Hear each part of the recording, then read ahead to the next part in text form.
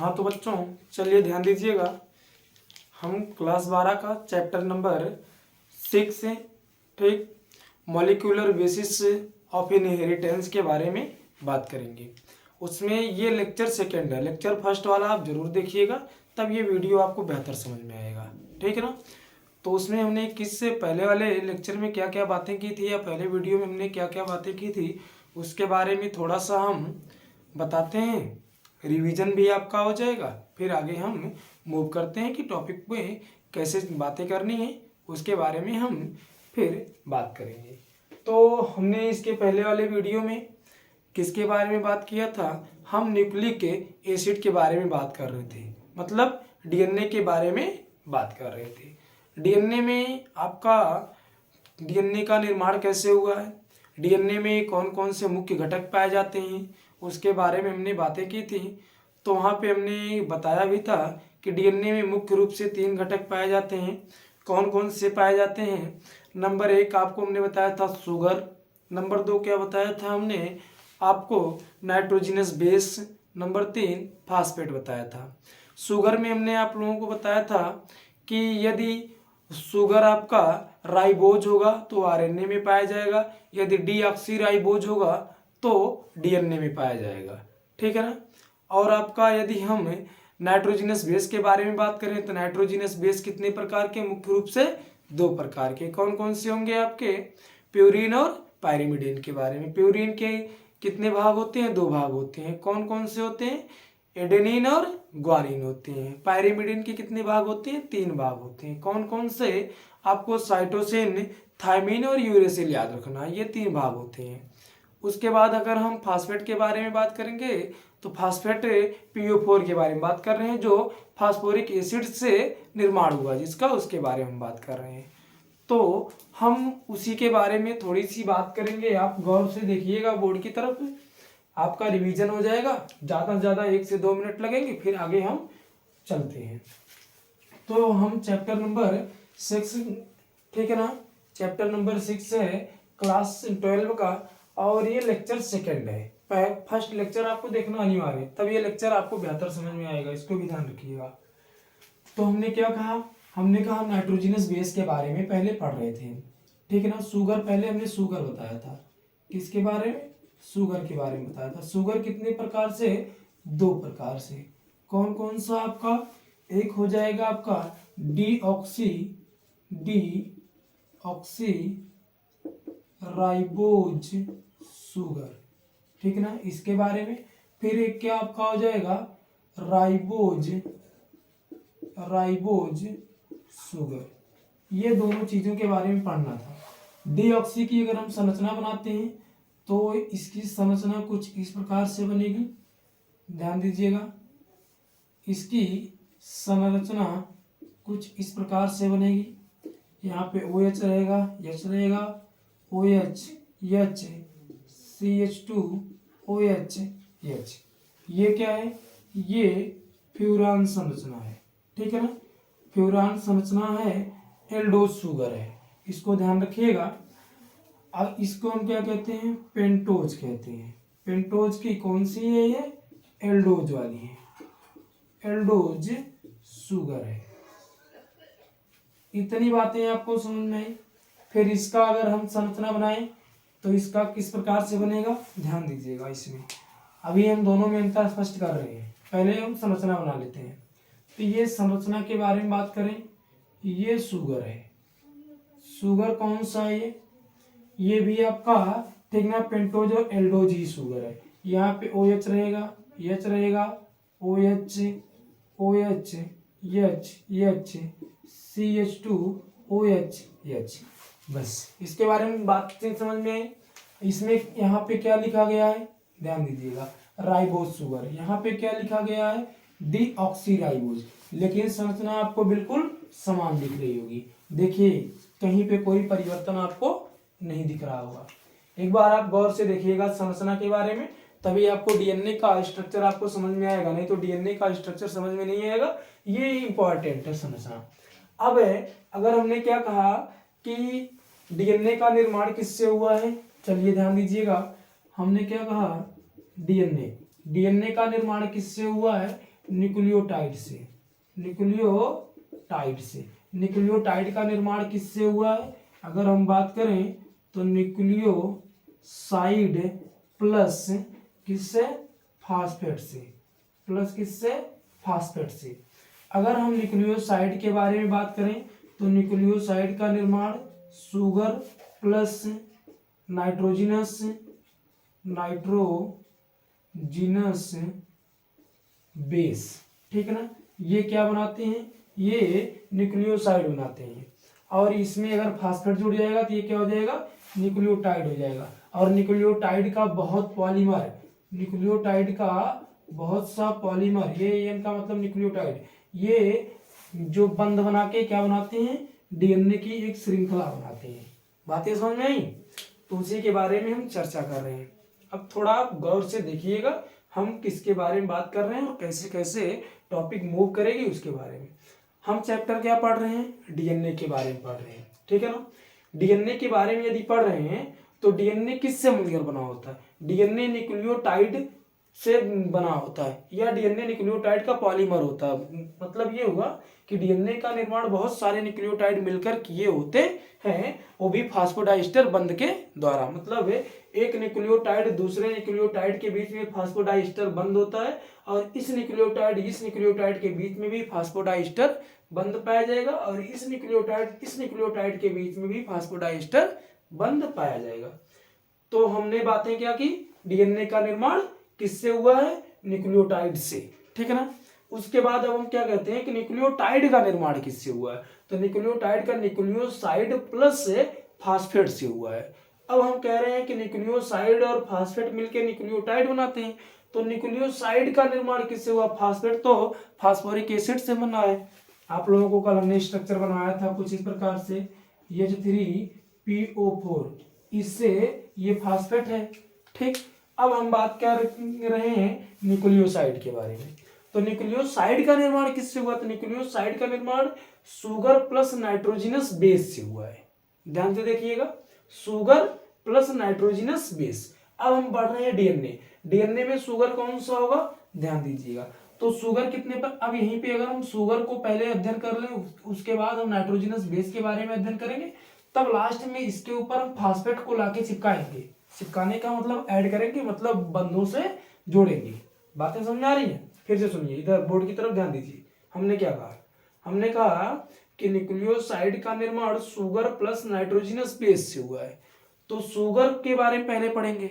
पहले अगर हम शुगर के बारे में पढ़ रहे हैं तो शुगर कितने प्रकार का होता है, शुगर की संरचना कैसी होती है, उसके बारे में पढ़ेंगे।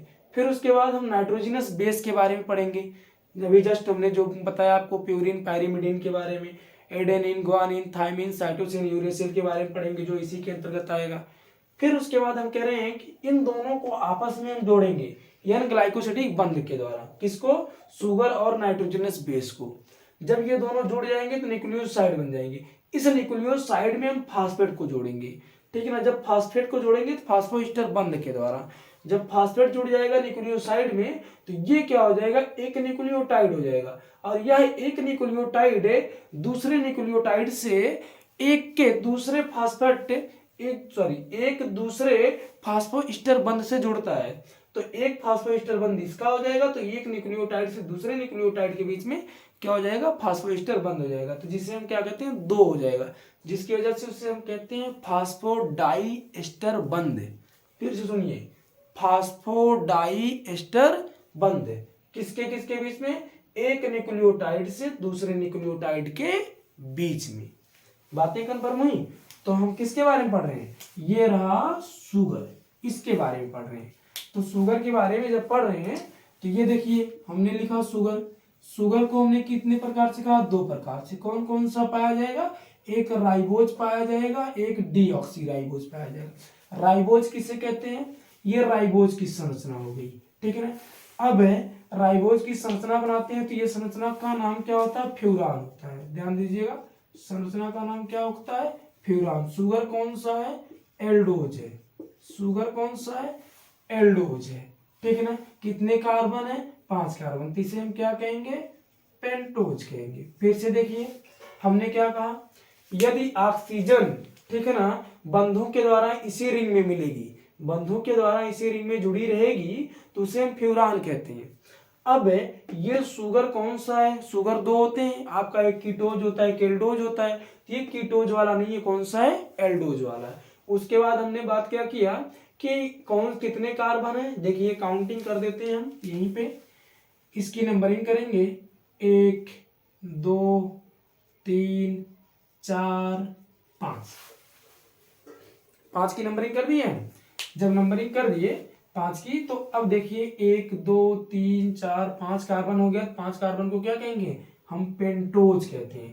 तो ये आपको समझ में आया होगा, ये क्या हो गया, पेंटोज सुगर हो गया। जो पेंटोज सुगर है तो इसमें देखिए दूसरे कार्बन पे, मोस्ट इंपॉर्टेंट है ये जो दूसरा कार्बन है, इस दूसरे वाले कार्बन पे ऑक्सीजन उपस्थित है, ठीक है ना। जब ऑक्सीजन उपस्थित होता है दूसरे वाले कार्बन पे तो इसे हम क्या कहते हैं, राइबोज सुगर कहते हैं। अब यहीं पे दूसरा वाला आप देखिए, संरचना बिल्कुल सेम है, ऐसे मिल रहा है, तो सारा का सारा नाम जो आप यहाँ पे लिखे हैं वही यहाँ पे भी लिखेंगे। बस अंतर क्या होगा, यहाँ पे नंबरिंग करेंगे 1 2 3 4 5। जब नंबरिंग करेंगे तो इस दूसरे वाले कार्बन पे जो ये आपको ऑक्सीजन दिख रहा है इसको हटा देंगे। जब ऑक्सीजन को हटाएंगे तो यहाँ पे हमको सिर्फ क्या मिलेगा, हाइड्रोजन मिलेगा, कुछ इस प्रकार से मिलेगा। जो हाइड्रोजन मिल रहा है और इसी हाइड्रोजन की उपस्थिति की वजह से, सिर्फ हाइड्रोजन की उपस्थिति की वजह से, ऑक्सीजन हट जाने की वजह से इसको हम क्या कहते हैं, डीऑक्सी। डीऑक्सी का मतलब एक ऑक्सीजन की कमी, ठीक है ना। तो इसे हम क्या नाम दिए, डीऑक्सी राइबोज सुगर दिए। सुगर कितने प्रकार से हुआ, 2 प्रकार से। ये हमने पिछले वीडियो में डिटेल में बात की थी, यहाँ पे भी हमने कुछ बातें कर ली, ये आपको समझ में आया होगा, ठीक है ना। अगर जो पहली बार देख रहे हैं वीडियो को तो इसमें नोट करते चलेंगे हमारे साथ में, बेहतर होगा। चलिए फिर हम इसको साफ कर रहे हैं, आगे चल रहे हैं। अब हम शुगर के बारे में पढ़ लिए, उसके बाद हम अब बात करेंगे नाइट्रोजिनस बेस के बारे में। नाइट्रोजिनस बेस कितने प्रकार का होता है, हमने अभी जस्ट कहा कि 2 प्रकार का होता है। कौन कौन सा होता है भैया, याद रखिएगा, प्यूरिन और पायरिमिडीन होता है। प्यूरिन में डबल रिंग पाई जाती है, ठीक ना, पायरिमिडीन में सिंगल रिंग पाई जाती है। चलिए बनाते हैं हम आपके लिए, अच्छा रहेगा। हमने क्या कहा, डीएनए में क्या पाया जाता है, नाइट्रोजिनस बेस, नाइट्रोजिनस बेस पाया जाता है। नाइट्रोजिनस बेस के बारे में यदि हम बात करते हैं तो नाइट्रोजिनस बेस कितने प्रकार का होता है, मुख्य रूप से 2 प्रकार का होता है। चलिए 2 प्रकार का यहाँ पे हम बना रहे हैं इसे। कौन कौन सा होता है, एक प्यूरिन होता है, एक दूसरा क्या होता है, पायरिमिडीन होता है, पायरिमिडीन होता है, ठीक। ये 2 हो गया। इसकी दोनों की संरचना बनाएंगे हम अच्छी तरीके से। प्यूरिन की जब संरचना बनाते हैं तो किस प्रकार से बनता है, चलिए बनाइएगा, साथ साथ में बनाते चलिए ताकि आपको याद होता चले, आसान रहेगा। तो संरचना बनाएंगे, पहला कार्बन, फिर नाइट्रोजन, फिर कार्बन, फिर नाइट्रोजन, फिर कार्बन, फिर भैया कार्बन, और ये रहा। फिर उसके बाद नाइट्रोजन, फिर कार्बन, फिर नाइट्रोजन, ये रहा, इससे मिल गया, ठीक ना। बैलेंस कर लीजिए, अगर कहीं पे बैलेंसिंग की बात आ जा रही है, हाँ यहाँ पे एक बंद लगा दे रहे हैं, ठीक है ना, एक बंद यहाँ पे लगा दे रहे हैं, एक बंद यहाँ पे लगा दे रहे हैं, ठीक है। एक बंद हम इसके साथ में लगा दें, यहाँ पे इसके साथ में लगा दें, इसके साथ में लगा दे रहे हैं, ठीक है। ये हो गया। बाकी आप हाइड्रोजन से बैलेंस कर लीजिएगा, देख लीजिएगा एक बार। नंबरिंग करिए, चलिए नंबरिंग करेंगे, 1 2 3 4 5 6 7 8 9, नंबरिंग हो गई। चलिए इसकी भी संरचना बना लें हम। पायरिमिडीन की, प्यूरिन की बनी है। पायरिमिडीन की संरचना बिल्कुल आसान है, सिंगल रिंग स्ट्रक्चर होगा। यहाँ पे एन हुआ, फिर कार्बन हुआ, फिर एन हुआ, फिर कार्बन हुआ, फिर कार्बन हुआ, फिर कार्बन हो गया, ये हो गया। ये किसकी संरचना है भैया? पायरिमिडिन की। बैलेंस कर लीजिए हो सके तो, ये रहा बैलेंस, ठीक है ना। आप इसको बैलेंस करेंगे तो अपने हिसाब से कर लीजिएगा, ठीक। कार्बन और ये जो बंध बना रहे हैं हम, ये आप अपने हिसाब से करेंगे, ठीक है।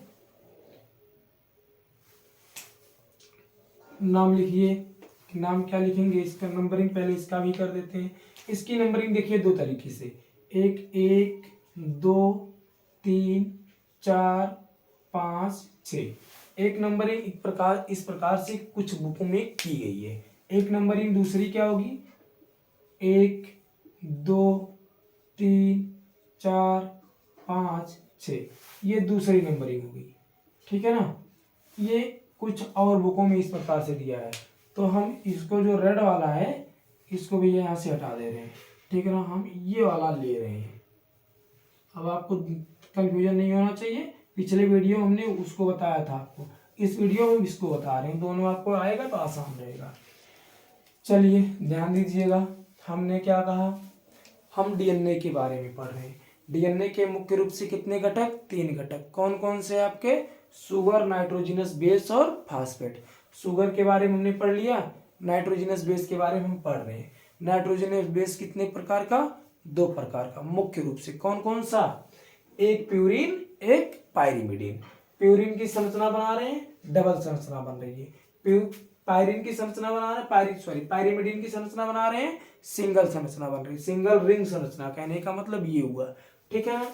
तो हम यहीं पे लिखते जाएंगे, हो सकता है इसका अंतर हो जाए, यहीं पे मैं स्टार बना के लिखते चल रहा हूँ, ठीक है ना। ये आप इसके अंतर के रूप में भी लिखते जा सकते हैं, कोई दिक्कत नहीं है। तो लिखेंगे क्या, इसमें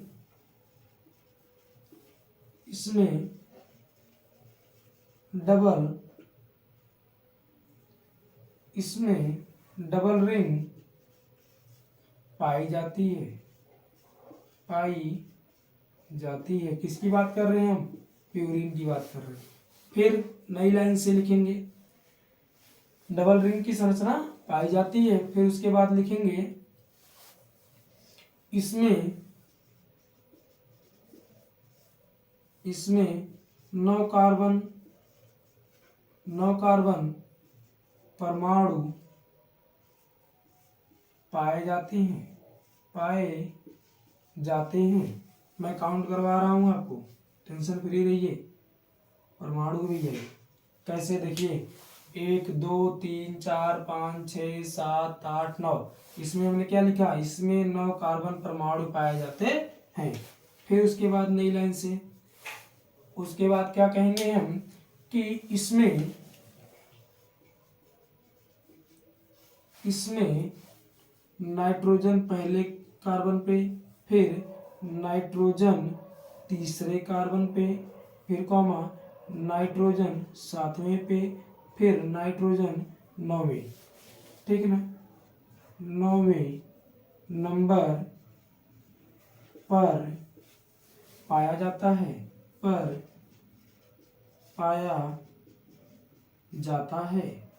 ठीक। फिर एक लाइन और लिख लीजिए। उसके बाद ये मुख्य रूप से प्यूरिन 2 प्रकार के होते हैं। प्यूरिन, चलिए लिख दे रहे हैं, लास्ट लाइन है ये, प्यूरिन 2 प्रकार के होते हैं। कौन कौन सा होगा, ए और जी, ठीक है ना। ए और जी कौन सा होगा, एडेनिन ग्वानिन, ये रहा आपका। चलिए हम फिगर में फिर से समझा रहे हैं। इसमें डबल रिंग पाई जाती है। डबल रिंग देखिए, एक रिंग ये हो गई, दूसरी रिंग हो गई, तो डबल रिंग हो गई। इसमें 9 कार्बन परमाणु पाए जाते हैं। काउंट करवाया हमने, 1 2 3 4 5 6 7 8 9 कार्बन परमाणु पाया गया। इसमें नाइट्रोजन फर्स्ट, मतलब नाइट्रोजन पहले नंबर पे, फिर तीसरे नंबर पे, फिर 7वें नंबर पे, फिर 9वें नंबर पे नाइट्रोजन पाया जाता है। फिर प्यूरिन 2 प्रकार के होते हैं। कौन कौन से, एडेनिन और ग्वानिन। इसकी संरचना भी जस्ट हम बना रहे हैं, पहले इसके बारे में थोड़ा सा अंतर लिखते हैं, आपको आसानी से सारी चीजें समझ में आए। फिर चलिए इसका अंतर लिखते हैं दूसरे का। आप यहीं पे अंतर भी लिख सकते हैं। ठीक, कैसे क्या क्या पाया जाता है। तो देखिए इसमें लिखा आप लोगों ने, इसमें डबल रिंग पाई जाती है, इसमें सिंगल रिंग पाई जाती है। इसमें सिंगल रिंग पाई जाती है। कौन सी रिंग पाई जाती है? सिंगल। देख लीजिए सिंगल ही रिंग है ना। फिर चलिए आइए लिखिए, इसमें 9 कार्बन परमाणु पाए जाते हैं, तो इसमें कितने पाए जाते हैं? ठीक, इसमें 6 कार्बन परमाणु पाए जाते हैं। इसमें 6 कार्बन परमाणु पाए जाते हैं। चलिए फिर नई लाइन से, इसमें आप लोगों ने क्या लिखा है? इसमें नाइट्रोजन पहले स्थान नंबर पे, तीसरे नंबर पे, 7वें नंबर पे और 9वें नंबर पे। इसमें नाइट्रोजन पहले नंबर पे और तीसरे नंबर पे पाया जाता है। इसमें नाइट्रोजन पहला नंबर, फिर नाइट्रोजन तीसरे नंबर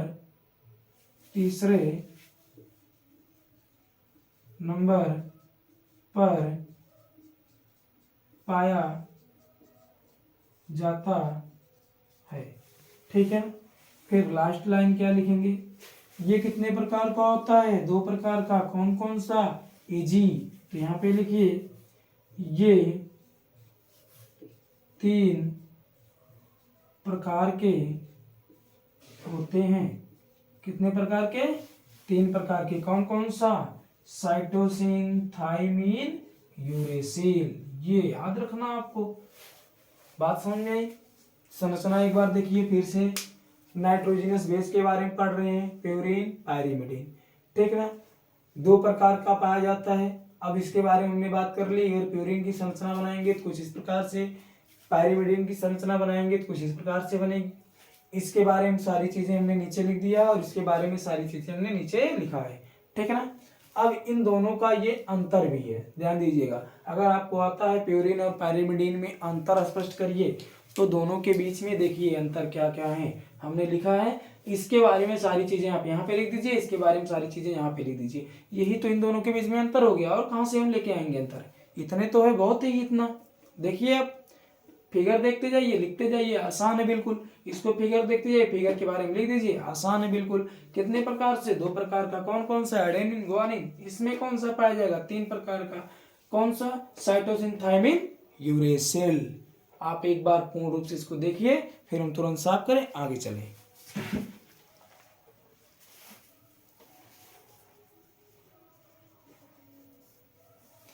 चलिए अब हम क्या करते हैं, इसकी संरचना के बारे में पढ़ लेते हैं।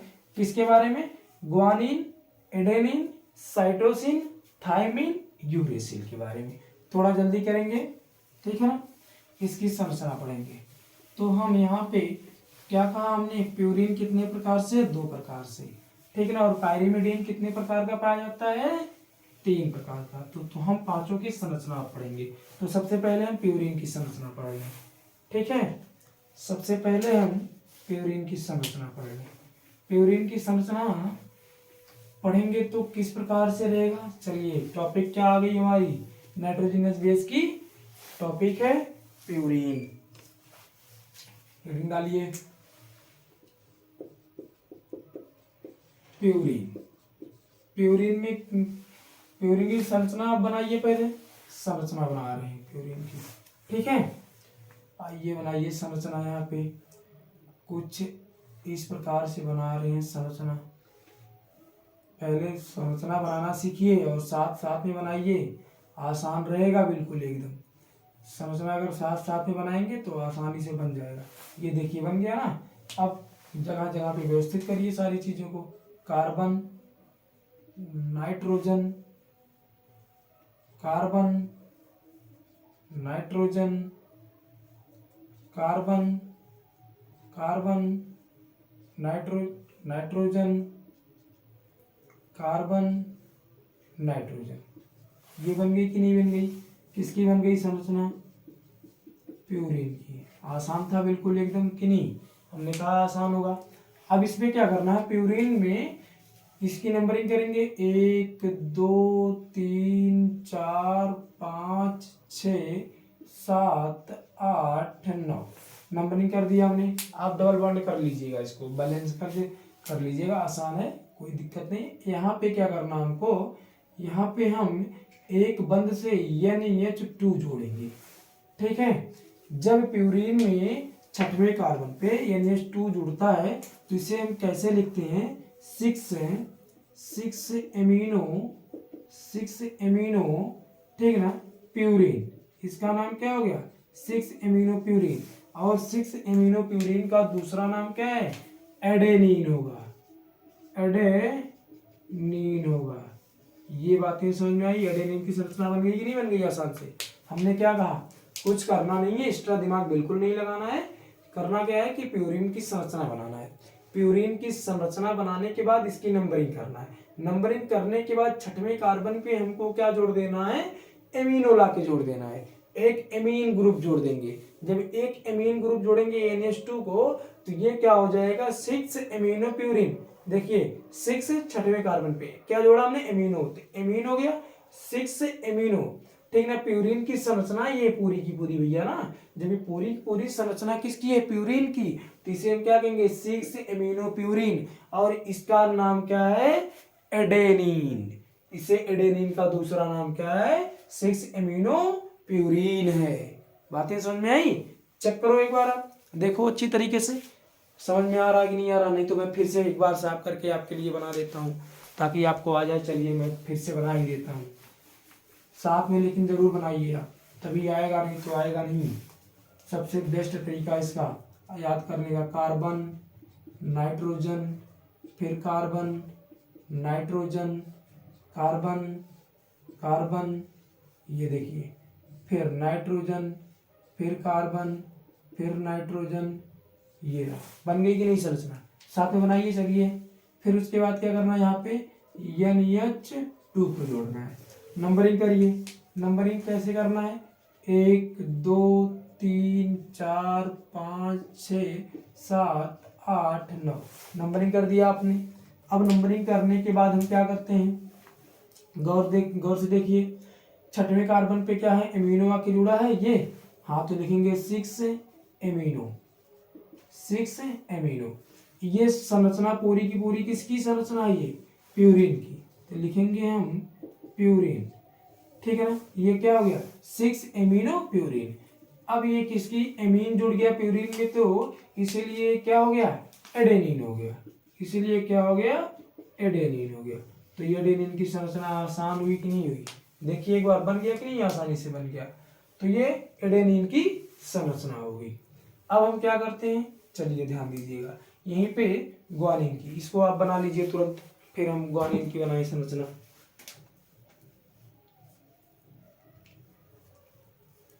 चलिए हम बना रहे हैं, इसी में कुछ करना नहीं है, थोड़ा सा हम सुधार कर दे रहे हैं, ठीक ना। यहाँ पे पूरा का पूरा हम साफ ही कर दे रहे हैं ताकि आपको बेहतर समझ में आए। जितनी बार प्रयास करेंगे उतनी बार बेहतर आएगा। Carbon nitrogen, carbon nitrogen, carbon carbon, फिर नाइट्रोजन, कार्बन नाइट्रोजन, ये भैया नाइट्रोजन है, ये देखिए हो गया। करना क्या है इसमें, ये किसकी संरचना है, प्यूरीन की संरचना, किसकी है ये, प्यूरीन की। करना क्या है, यहाँ पे 2 ऑक्सो ला के जोड़ना, मतलब कीटोन ग्रुप जोड़ना है, ठीक है ना। ठीक, यहाँ पे नहीं, सॉरी, यहाँ पे क्या करना है, एमिनो जोड़ना है, NH2 जोड़ना, और यहाँ पे क्या जोड़ना है, कीटोन ग्रुप ला के जोड़ देना है। नामकरण इसका करिए, चलिए देखिए, नामकरण करिए, नंबरिंग करिए, 1 2 3 4 5 6 7 8 9। नंबरिंग किया हमने। उसके बाद देखिए नंबरिंग कर रहे हैं तो दूसरे पे क्या एमिनो है, तो 2 एमिनो, फिर उसके बाद क्या है, छठवें पे ऑक्सो है तो 6 ऑक्सो। ये संरचना किसकी है, पूर्ण रूप से प्यूरीन की। इस प्यूरीन को यहाँ से उठाइए और इस प्यूरीन को हमने यहाँ से उठाया, यहाँ पे रख दिया। ये संरचना क्या हो गई, पूर्ण रूप से 2-amino-6 ऑक्सोप्यूरिन। इसका नाम अगर हम पूर्ण रूप से करें तो ये क्या हो गया, ग्वानीन हो गया। ठीक है ना, ये किसकी संरचना हो गई, ग्वानीन की हो गई। आप लोगों ने प्यूरिन की संरचना पूर्ण रूप से एडेनिन और ग्वानीन की पढ़ लिया। बना लीजिए इसको अच्छी तरीके से जल्दी से, उसके बाद तुरंत हम आगे चलते हैं। वीडियो पॉज करके बना लीजिएगा, फिर आगे चलें। अब हम किसके बारे में पढ़ेंगे, संरचना कौन सी पढ़ेंगे। एक संरचना आपकी अब मिलेगी, ठीक ना, पायरिमिडीन की, जो जस्ट प्यूरिन के बाद आती थी। तो हेडिंग क्या है हमारी, पायरिमिडीन है। चलिए पायरिमिडीन, हेडिंग भैया डालिए तुरंत, पायरिमिडीन। पायरिमिडीन के अंतर्गत हमने किसको लिखवाया था, CUT, क्या हो गया, कट। कट है, बहुत अच्छा। CUT मतलब क्या, साइटोसिन, यूरेसिल और थायमिन। चलिए इसी प्रकार से इसको हम लिखते भी अच्छी तरीके से, CUT लिख दिए। सबसे पहले इसकी संरचना बना रहे हैं। इसकी जब यूरेसिल की संरचना बना रहे हैं तो यूरेसिल की संरचना कैसे बनती है, गौर करिएगा। Carbon, nitrogen, carbon, nitrogen, carbon, carbon हो गया। ये किसकी संरचना बनी है, ये पायरिमिडीन की संरचना बनी है। पायरिमिडीन की संरचना, बैलेंस करने का कार्य आपका है, बैलेंस हम नहीं कर रहे हैं। ठीक, उसके बाद क्या करते हैं, अब यहाँ पे यदि हम किसकी संरचना बना रहे हैं, यूरेसिल की, तो यहाँ पे कीटोन ग्रुप को ला के जोड़िए और यहाँ पे कीटोन ग्रुप को जोड़िए। ठीक है ना, कीटोन ग्रुप को जोड़ते हैं और इसकी नंबरिंग हमने अभी जस्ट पहले बताया था कि हम आज कहाँ से नंबरिंग करेंगे, यहाँ से 1 2 3 4 5 6 नंबरिंग हो गई इसकी। बड़ी अच्छी बात है, नंबरिंग हो गई। नाम भी लिख लेते हैं, फिर नाम लिखेंगे। पहला, दूसरे कार्बन पे क्या है, ऑक्सीजन है, कीटोन ग्रुप है। तीसरा कार्बन कुछ नहीं है, चौथे कार्बन फिर क्या हो गया, आपका कीटोन ग्रुप हो गया। तो इसका नाम कैसे लिखेंगे, 2,4 डाई ऑक्सो। देखिए 2,4 डाई, डाई का मतलब 2, ठीक है ना, किसका स्थान पे, दूसरे स्थान पे और चौथे स्थान पे, दूसरे स्थान पे, ठीक है ना, कीटोन ग्रुप जुड़ा हो, चौथे स्थान पे जुड़ा, तो इसलिए हम इसको क्या कह रहे हैं, 2,4 डाई ऑक्सो कह रहे हैं। ठीक, अब किसकी संरचना है, ये पायरिमिडीन की है, 2,4 डाई ऑक्सो पायरिमिडीन। बातें समझ में आई, 2,4 डाई ऑक्सो पायरिमिडीन हो गया। अब इसका नाम क्या है, यूरेसिल। ठीक है ना, ये किसका क्या नाम हो गया, यूरेसिल हो गया इसको। अब इसी में थोड़ा सा सुधारना क्या है, थायमीन बनाना। थायमीन बनाने के लिए कुछ करना ही नहीं है, 5वें कार्बन पे मेथिल को जोड़ दीजिए। ठीक है ना, 5वें कार्बन पे क्या करना है, मेथिल को जोड़ देना है। तो मेथिल को जब जोड़ेंगे 5वें कार्बन पे तो कैसे बनेगा, चलिए ध्यान दीजिएगा। C, फिर यहाँ पे भैया N हो गया, यहाँ पे भी C हो गया, दोनों को बनाइए। फिर यहाँ पे C हो गया, यहाँ पे C हो गया, फिर इससे प्रकार से करिए और यहाँ पे N कर दीजिए। चलिए हो गया। अब उसके बाद क्या हमने कहा, इस पे ऐसे इसको रहने दीजिए। यूरेसिल है, ये संरचना किसकी हो गई, यूरेसिल की हो गई। ये संरचना किसकी हो गई, यूरेसिल की हो गई। हमने क्या कहा, 5वें कार्बन पे, 5वां कार्बन इसका कौन सा होगा, 1 2 3 4 5 6, 5वां कार्बन ये है, मिल गया मुझे 5वां कार्बन।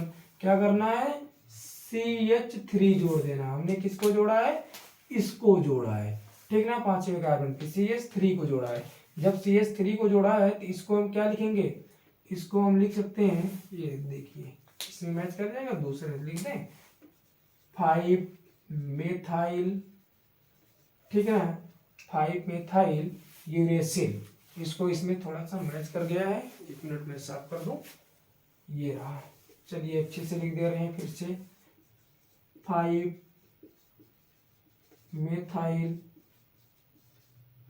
Uracil, 5 methyl uracil. बातें समझ में आई, ये किसका नाम है, ये थायमीन का नाम है। किसका नाम है? थायमीन का नाम है। कितनी बातें समझ में आई?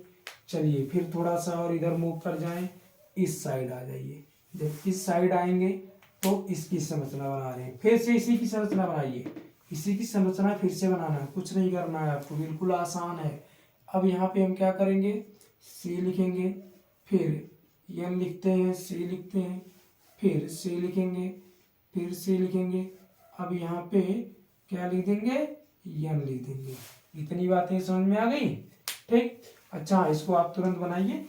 इसको मैं बना रहा हूँ, तुरंत इसको बनाइए, आप जल्दी करिए।